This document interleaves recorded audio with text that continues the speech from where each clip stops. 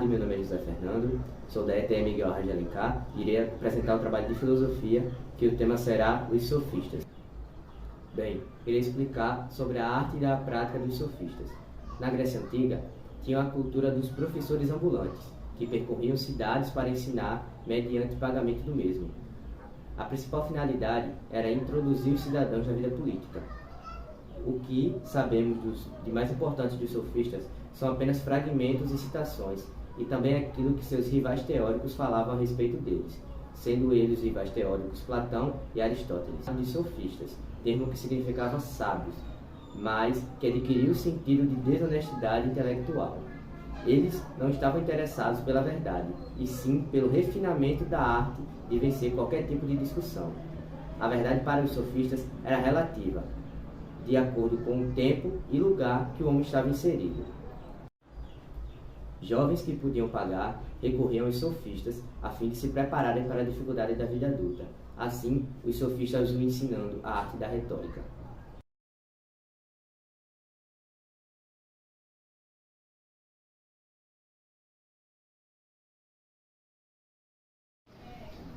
Meu nome é Henrique e eu vou falar algumas das características e ideias dos sofistas. Uma delas é a existência dos deuses. Bem, para os sofistas, é mais provável que os deuses não existissem, mas eles não rejeitam completamente a existência, como por exemplo Platão. Portanto, eles são mais próximos aos agnosticismos do que aos ateísmos. A diferença entre os sofistas é aquelas que acreditavam nos deuses, é a educação grega e que esteve no início ligada às estrelas. Outra delas é a natureza da alma. Bem, a definição para a alma da alma para os sofistas é de uma natureza passiva e que podia ser modelada pelo conhecimento que vem do exterior. Isso é muito importante para a prática que eles exerciam, pois se as pessoas possuíssem almas passivas, elas podem ser convencidas de que qualquer discurso proferido de forma encantadora.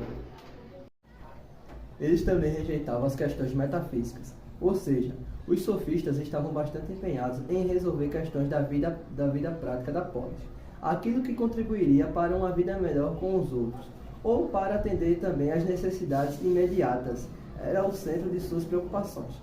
Por concentrarem seus esforços para pensar naquilo que consideravam útil, questões como a origem dos seres, a vida após a morte e a existência dos deuses, ou seja, as questões da ordem metafísicas eram rejeitadas.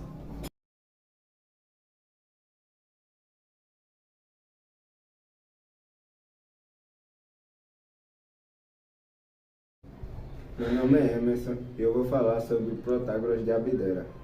Ele falava que o homem é a medida de todas as coisas.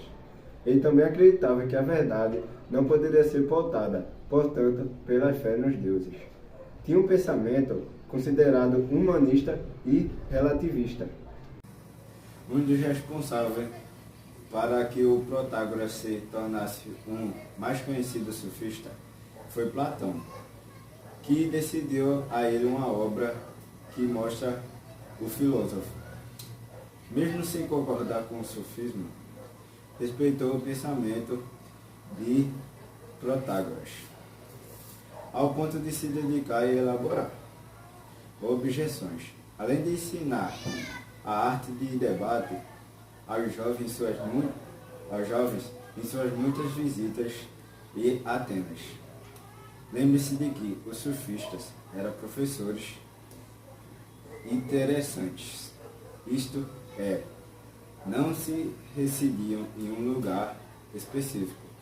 Platão traz um importante pensamento de Protágoras.